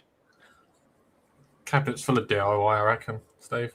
Yeah. So if you're setting A&K bottles in that, and you said it's a snug fit, how are you then attaching a doser to the A&K bottles? I just threw a tube in the top. Bluetooth. So just take the cap off and just put a hose Box a in. tube in, yeah. That sounds janky for you, Steve, if you don't mind me saying. Yeah, I know. Have you not got And- acrylic tube? No. So I think let's go back a stage. Remember those little adapters? I'll see if I've got one actually. And Dave's got a question for you, Steve. Will you sell it? Want to sell it? So what? I think the double Magus. The shitty disc. No. Apparently so. Yeah, it's like, is it like OnlyFans because it's like dirty? It's worth more. You can have it, Dave. It's yours. Right. These. Oh yes. So I got my 5-litre dosing containers for my DIY dosing. And I got some acrylic tube and some all sorts of bits set up so that this screwed in and it went onto the normal screw lid. Looked really slick. And then I hit print. I hit dose. Nothing happened. I was like, oh, this is ridiculous. And like, you can see through it, yeah. So that that you can see all the way through there. So I was like, oh, it must be that there's like a little gap in it or something that's just breaking the siphon and it won't filter in. And then Amazon sent me an email saying, oh, you haven't given feedback on a few of these things you've had recently. And it went all the way back to when I bought these. And then I read the description. It says one-way valve. That'll do it. So I had them round the wrong way. So I don't know. I have no clue because I can clearly see through that. So if you put your mouth to one end and sucked and blowed, does it just... I'm just trying to test theory here. Does something flip and close? There must be a flapper or something in there. No, it just works both ways. That's what I don't get. How would they make that a one way? Are they pulling your leg? That is entirely possible. They're not from Alibaba, are they, or something? Are they? Yeah. No, I just said that from Amazon. Oh. So Yeah. seriously, you need to cut that open and tell us how the one way works. But that just looks like a bulkhead fit-in, Steve. It's got the Yes. nut on Yes. the outside, isn't it? That was exactly what I thought it was, but I couldn't understand why it wasn't working. Because they're usually either a flap or they're like a Tesla valve where it will come back on itself. Good action, Steve. There's nothing in the middle. I don't understand it. Live penetration. I don't get it. No, I don't get it either. But it wouldn't dose though, so No, something. it clearly was stopping it from working somehow. But Yeah, I think he just made that up, Steve, for some views personally. But Baiting. no, I didn't try spitting on it. So I bought just standard 1/4-inch RO tubing connectors. So you can just connect one end into a tube and then continue it. And I didn't realize you could buy ones with tiny little holes in them as siphon breaks. Okay. So I bought 20 or something on Amazon, but it's not that I bought the wrong ones. 3 of the 20 had these tiny little holes. And of course, I'm using them automatic water change. I'm like, what am I doing wrong? And it's Fucking water everywhere. fucking nuts. And it's citric acid in all the lines. I'm thinking, oh, they must be blocked. And then one day I just found the tiny little hole and I was like, Reefing. Yeah. What else have I got next to me? is that a bong? It's my... Again, it desperately needs cleaning, but it was my phytoculture. I like the colour. And you see the bottom bit's black because it was printing in black and I ran out. And then I just changed it to green because I had some green. But it allows me to have a tap on the bottom. And it's just a water bottle, 2-litre water bottle. Holds it upside down for me. That's quite cool. So that was Take it you don't. Do you still grow your own phyto? No. no, I haven't Do you bothered. still dose phyto? No, Do you see any benefits of dosing phyto? I didn't. the corals seem to like it, but Some people I did swear it by. when I picked up my Mandarin just to make sure that the pods and stuff were growing for it, and I only ran it for a couple of times because my Mandarin then started eating frozen. But it definitely helped the pod population. Yeah, if you're talking about Yeah. the food chain, yeah, I totally agree. Jamie's saying that he used those bulkhead connectors on Voss bottles. And yeah, I did drill a separate small hole next to it so that it didn't create a vacuum and squish the box, the container up. But yeah, it just didn't work. We I need don't more know why. information on these one-way valves. I need to see a cross section, Steve. Yeah, I'll see if I can find. If we get to a point where someone else is talking for a while, I'll have a look, see if I can find the Amazon listing for it and show you it. Stick it in See a if vice steam and just cut it in half. See what's inside. Yeah. Do it on the desk. Do it live. Yes. So, what else have I got? So earlier on, we looked at this bit here, and I said, Oh, I see it now. there's a little bit of a gap around here. I mean, it's not much of a gap, and it'd have to be a skinny fish to get through it. But Did you 3D print them extensions? what extent? What these parts? We can't see it.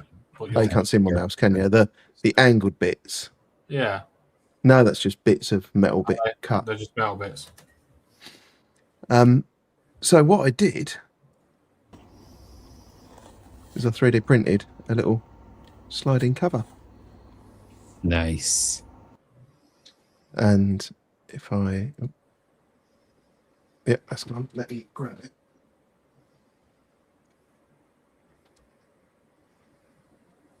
It's just... Yeah, so you had a problem, and how quickly did you print that and solve the problem?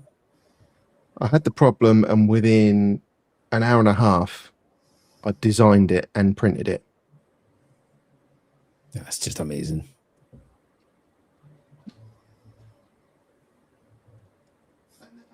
There's no way for anything to get out of there,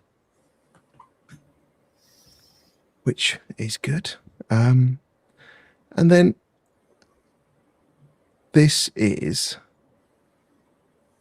a collection of things I've designed.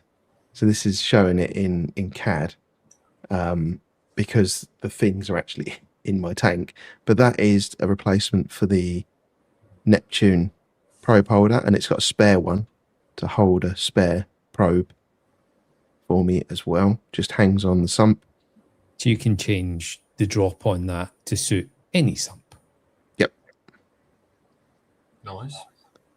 And then what have I got next? That's the... So on the S850, between the main sump and the frag sump, there's two tubes that connect the two together. And when I put all the frags in the frag sump and left it for a couple of weeks, it ended up getting full of algae. I need some snails in there to sort that out. But then I thought, but those snails are all just going to fuck off into the other side of the sump. So that's when I then printed this. My 100% plastic vernier to measure the size, the chodometer, to measure the diameter of those tubes so that I could design the correct cover to stop snails from going through it. Which is what that is. You're a clever sausage, Steve. Don't know about that. Another engineer. We've got two engineers on here, Ron. I feel stupid tonight. Me too. But I always do. Oh, it's a toothpaste squeezer. It looks like a toothpaste squeezer, but it isn't. It's a good idea, isn't it? It's an AI blade holder. So I've got a pair of those, one each end, that push over the blade, and then you just clip hanging wire onto that top the little round hole at the top, and hold your blade for you. So did you use 100% infill for that and pet G? Nope. No? That 10% infill pet G. Oof. Brave. That's my AK holder. Design. AK holder.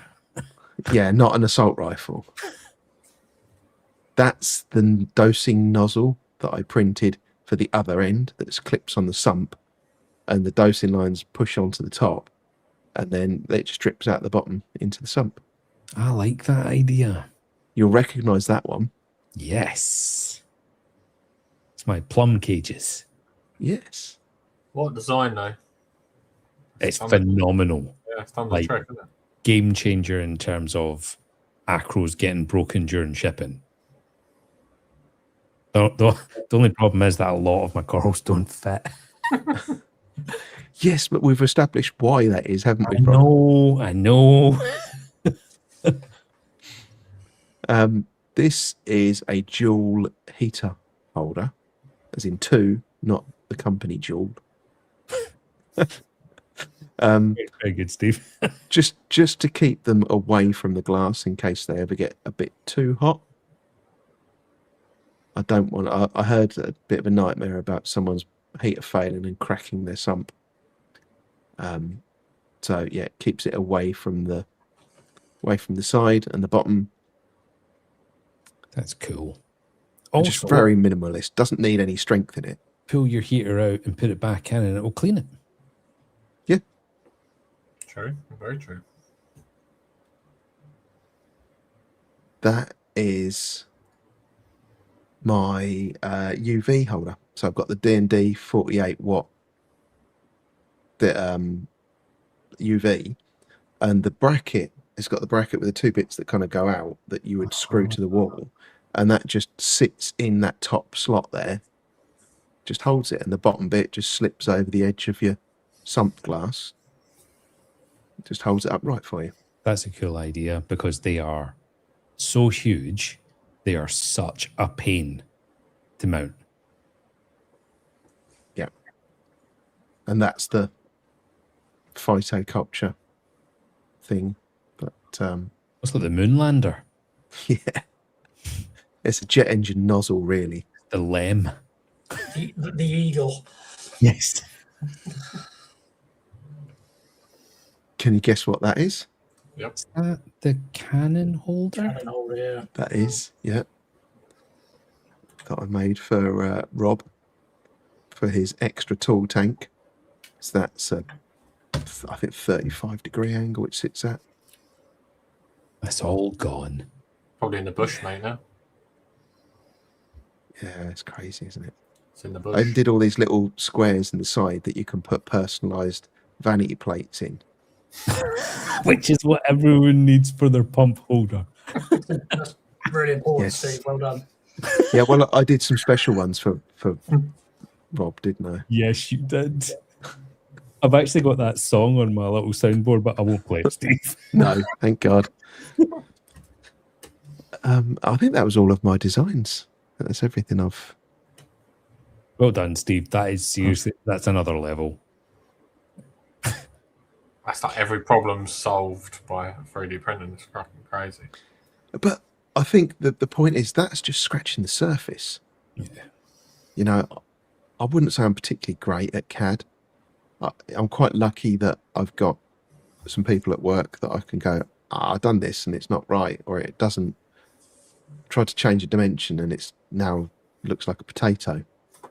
And they'll go in and be able to work out what's gone wrong and help me fix it. And Well, Jim and Zach Warner on the Discord have been such a help for so many people in so many different ways when it comes to 3D print and stuff like that. It's just, and they've just got that brain that can just go, no, if you do, it's a, yeah, because 3D printing is different from how you'd normally design something. When you design it, you have to then think what's going to be the most efficient way to print that. and you know, a slight change in the design can make a massive impact in the you know, in the cost of printing an item, or the speed of printing it, or the ease of printing it. You know, it's Oh, do you know what I discovered last week, Steve? And I never said this to you. I was. Let's say I was trying to print this little box, right? So I printed it like that, failed. Printed it like that, failed. Printed it like that, failed. Printed it on an angle, and it printed like a wee foot. Perfect. Yeah. And Bamboo Lab said to me, "No, you should print that at an angle." And I went, "Fine, it's definitely going to fail. Don't talk shit." Hit print. Came through an hour later, and there it was. Yeah, and it's like, so this, trying to think. Yeah, so I did print this in the weak way. So I printed that like that. But that means that if I was to go kind of like that, it would be quite weak. So you have to then think what direction are my layers going in. So the stronger way to print that would be like this. But then you'd have to print a support all the way along for it. But like you say, if you print it at an angle, kind of get the best of both. So effectively, you have a grain with 3D printing. Yes. Yeah. Yeah, and you have to factor that in to sometimes at a design level, because you'll have multiple angles and you have to work out which one's going to take the most stress and make sure that one's printed in the strongest manner, which means one of the other ones slightly weaker, which might lead to it kind of being printed in a way that isn't logical when you first look at it, but you have to get the bit that needs the strength printed in the right alignment and things like that. But yeah, there's just so much you can do. Holders that go on the top of my 25mm pipe. So it's got a cross section, obviously, and it slides onto the egg crate. I have to print them sideways, because if I don't, within a couple of weeks of using them, when you take it off to clean the egg crate, those quarters of the circles on the top just snap clean off because of the lines. Yep. So yeah, I've learned that as well. Yeah. You got a customer, Steve. Who's that? Techers. Is it for more pictures or? Oh, he wants to buy one. Yeah. Oh, yeah. I mean, they're next to nothing to print. I did give the design to Harry, but I don't know whether he has capacity at the moment to print anything. Mañana. I'll Yeah. get it. He's got Yeah. the slowest admin team, I think. You might need to drop me a message with your glass thickness and how high your glass is, so I can make sure that it'll hold the UV. But yeah, it's just a slight tweak in the design and then hit print. And Liam's got a question. This one? Yes.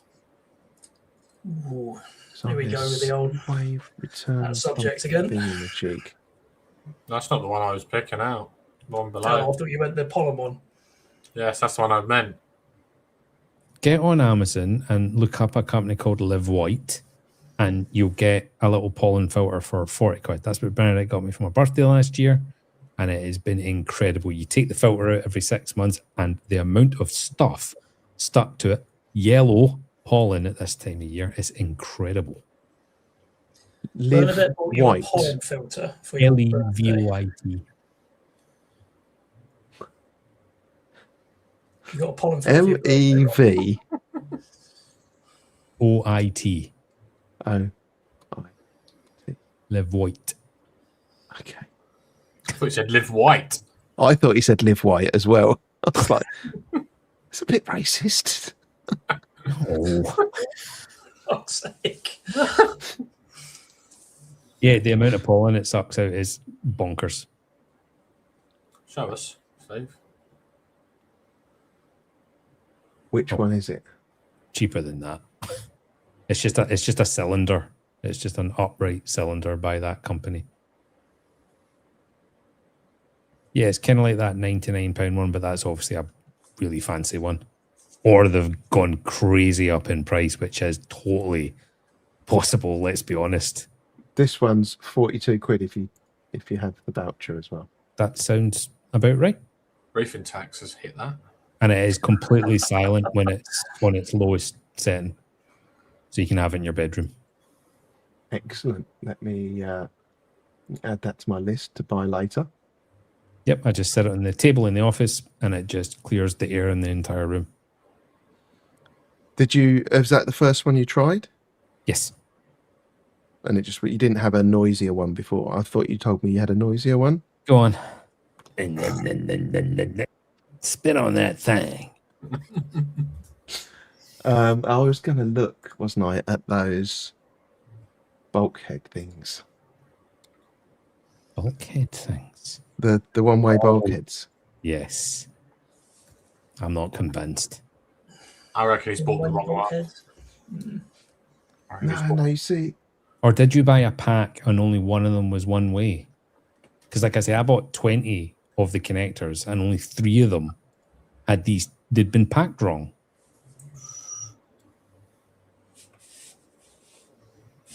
Non-return valve. Yeah.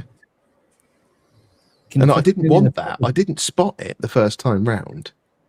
Do any of the photos underneath that, can you click on them and does it actually show a direction of... You can put it on flowers. That's nice. It just looks like a bulkhead. It doesn't look like an It does, at all. yeah. You can see the seals inside, but there doesn't seem to be anything else. See straight through the first photo you showed us. I say bollocks. That's a lie. It can't be. But that's kind of what I thought. Like, how can these be one-way valves? What were you doing, Steve? What happened? I don't know why they didn't work. I'll have to revisit it when I... Yes. Good content. I need to. Well, everyone's had a good laugh at my stupidity, so.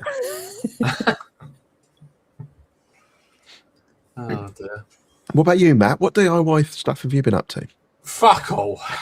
I don't do any DIY. I'm even terrible around the house, and that's why she's saying fucking useless. I struggle to hang a picture. Even though I work on cars, I teach cars, that's what I do. Fucking DIY is something I don't do. I'm scary with DIY. I want to do more. I think I want a 3D printer, but then I'm also like, I've got clever fuckers around me. Like, work smarter, not harder, innit? That's like, just place me order. I also work with engineers, so CAD scares the hell out of me. I've got nightmares from school. CAD scares the hell out of me, and I'm like, let's get someone else to design it. I think I want to try this DIY dosing. Just need to buy another doser. And then You get people around you that can just walk you through it step by step. In fact, on Discord, there's a dedicated channel for where to get everything and how to do it. I do tell you what I do. I do runge juice. There you go. I do I like Scotty's comment. Yeah. That is DIY though, so there you go. I do a bit of runge juice every so If often. you're, thing is, Matt, if you're comfortable with that, considering the potential with using that, quite a lot of other things you probably should be quite comfortable with. Oh yeah, but you ain't seen her when I'm doing it. Like, it's fucking nightmare, mate. Matt messaged me and said, how serious is this stuff? I was like, seriously, says Roxanne's giving me shit for this. I had a mask, goggles. I was like head to toe. I'm like gloves on. I'm like, fuck, I'm like dying. I've got sweat in my eyes. I can't see. Put 2 Johnnies on. It was ridiculous. It was ridiculous. And I was like, imagine sending a guy. And then I look at Steve and he's doing this in his garden on his video. I'm like, That's not normal. That's not normal. I don't know. What's the worst going to happen, Oh, you done? You want to show me a video, Yeah. Steve? Sorry? Show me a video. What video? Well, I sent you at the start of the stream. I fucking forgot already, didn't he? I have. That was a GIF. The GIF one, yeah? Oh, yeah, the GIF one. Yeah. Okay. I didn't make it. I'm not that smart. I thought you meant you'd send them a rubber video then for a minute. I can. A rubbing. Rubbing me. Is it gonna? It's gonna work. Hang on, that weren't all of it.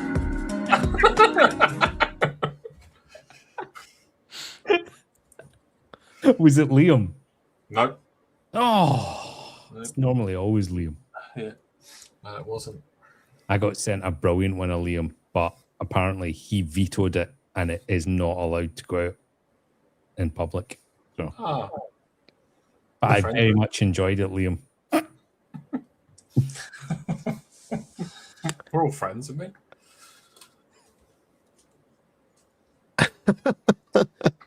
Children. Right. News. There is a they've bred in captivity a warty frogfish. Oh, so cool. That Does is cool. kinda There look can't be like much of a market Pikachu. for that. Yeah, there must be a limited market. They are cool, but I think they're amazing.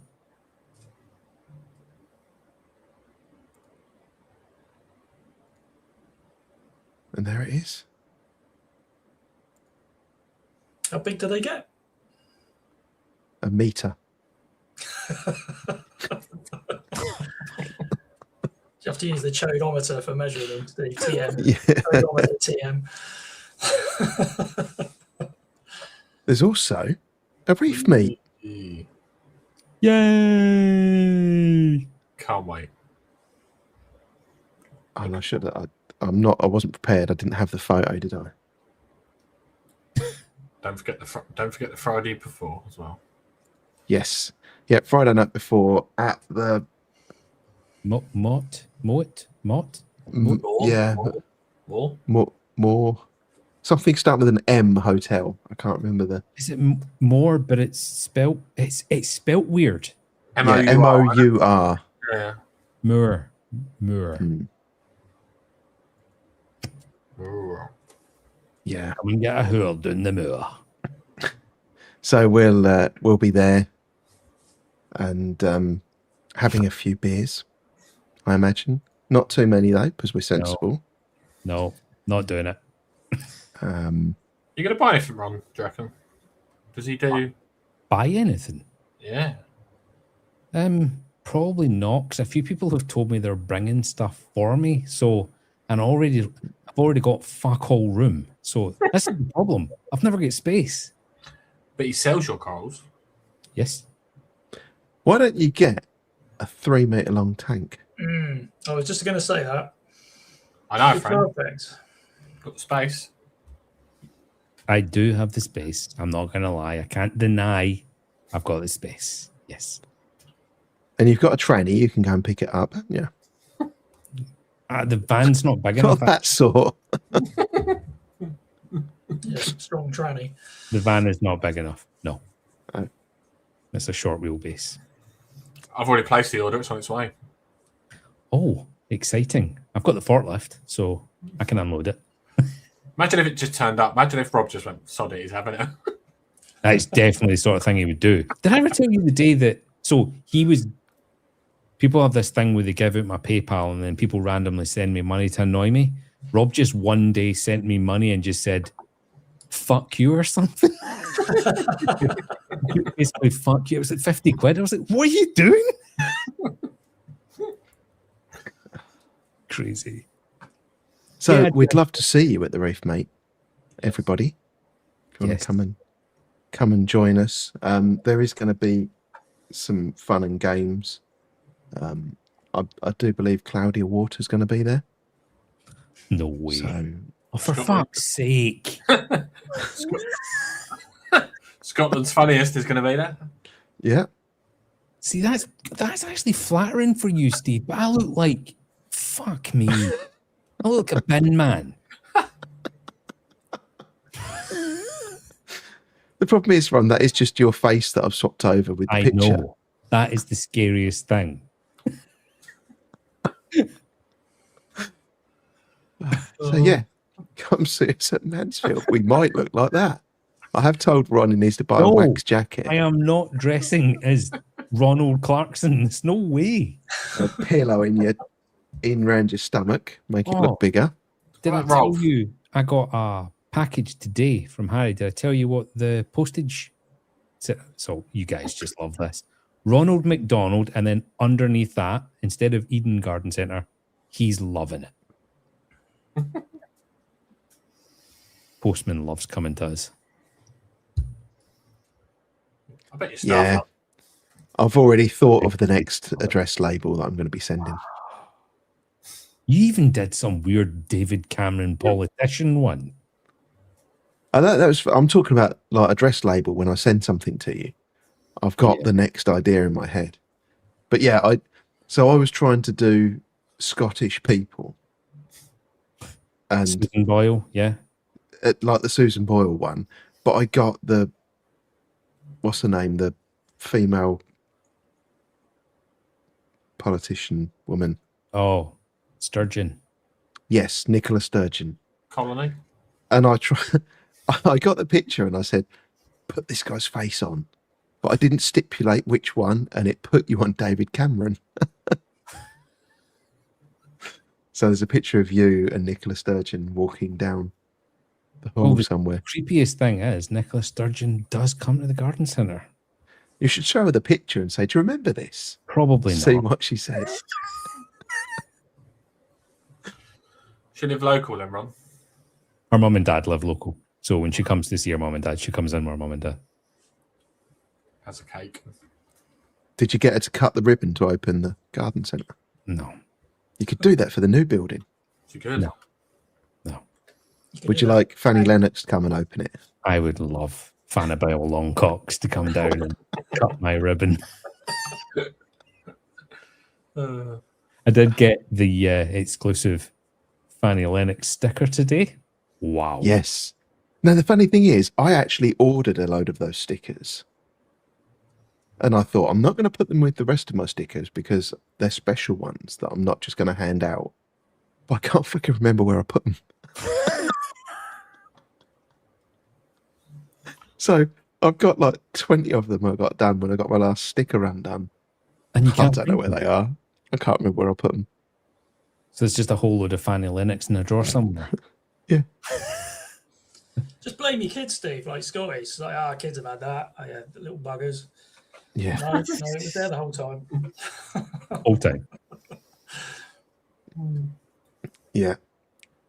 I've been catching up with the chat, have I? Are you coming to Mansfield, Koje?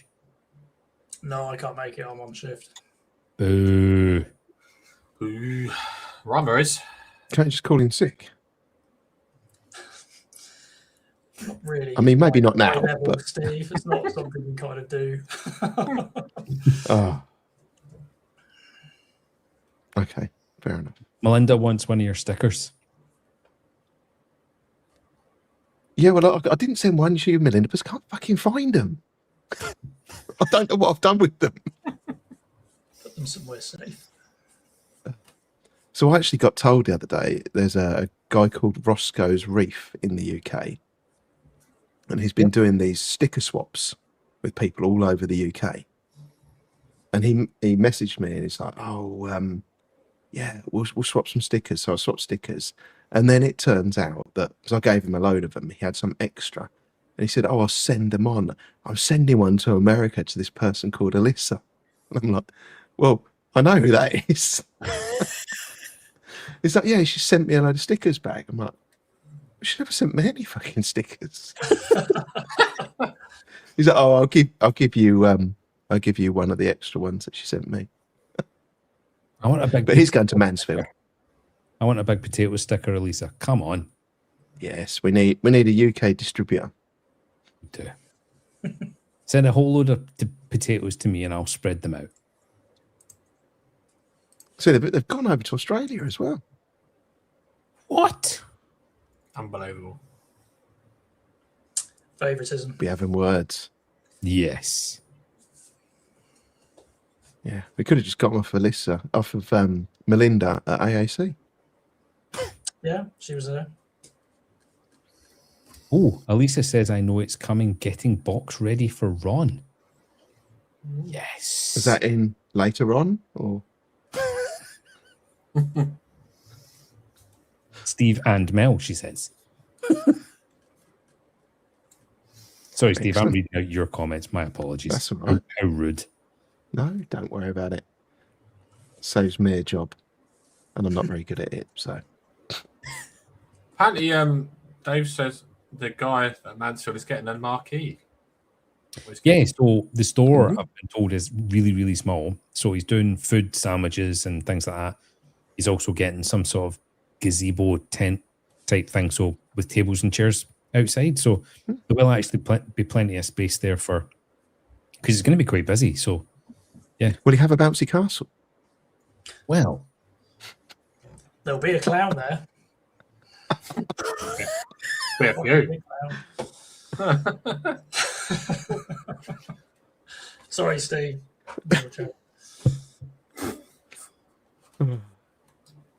Forget we're not on Reefing AF. I've got nothing else to add tonight. Are there anything any of you guys want to talk about?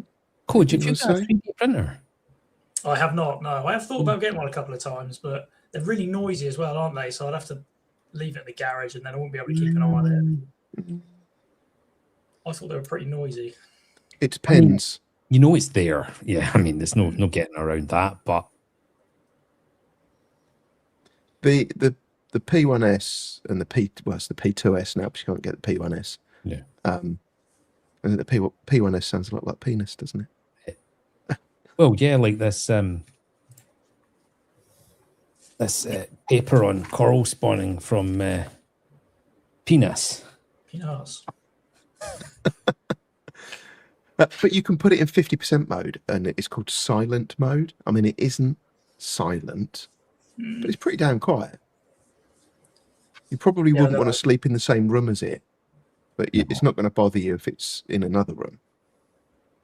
Yeah, I just want it somewhere I could keep an eye on it, and if it's in the garage, I know I won't. And like you say, I don't want to come back to a big bird's nest. Well, it's got a permanent camera running, so you just open the app on your phone and you just watch the print. Oh, okay. And then it records in time lapse as well, so you can watch the print start to finish as soon as They are it's quite finished. expensive though, aren't they? For like an initial outlay, you talked to it, what, 500-600 quid for a half decent one. Yeah, something like that, isn't it? And then how often you're going to use it? I don't know. Yeah, it'd be a toy. That's the thing. And I've just spent about £12,000 on a flipping solar system, so I'm not swimming in money at the moment. That's a fair point. Yep. Might have to wait. Yeah. Do that next month. Surely you don't get a free pass for anything that uses electricity now, though. Yeah, pretty much. These last couple of days where it's been sunny, I mean, yeah, the 43 kilowatts today, so I can, do what I want now. Yeah, it's good when you see that you've not used any electric from the grid, and you've sold the electric company £5 worth of electric today. It's like, yes, have it. Well, it's just a little win, isn't it? In the world of fails, it's just this little. Yeah. Ron, Reefy AF. What's happening? What's coming up? Salty Banter Live this Saturday night. Yes. Should be a giggle, even though I've just basically told everyone everything I've done. I'm going to have to lie. I've had a spawn, everybody. It went well. Had the babies, sold them. And what about the corals? What about them? Oh, for fuck's sake. Walked right into that one. Yes, we've got a Salty Banter this Saturday. 8 o'clock. Excellent. Carnage as usual. Slightly different lineup of people this time, mixing up a wee bit. So, yeah. Mr. John Wright is going to try and join again. That could be worth tuning in for just on its own. Is Rob on standby? Who knows? Who knows? I can't believe he said yes, but he was steaming. Let's be honest. Oh, it's fucking amazing though. Having Rob back. It was amazing to see him, and he was wasted. Yeah, but is that not just 24/7 now for him? It would seem so. It would seem so. But I think he's nearly at the point of shutting the tank down. I think he's not got that many fish to go. I don't think so. Yeah. He was saying in one of the groups today that he's just been to the shop and bought a load of stuff because he was fed up of seeing it look empty. You're joking. No, Well, that's what he said. I think he was joking. But he was. But he also said he's going to become a sailor. Yes, he's looking at yachts, believe it or not, and he's going to be moving house. So yeah, the tank's got to go. I mean, they're literally, I think they're now going to be just moving house. It's not just going traveling. So everything's going to have to go, even the V170, I think. So if he got a smaller tank, he could put it on the yacht, and you wouldn't even need a wave maker. very good, Steve.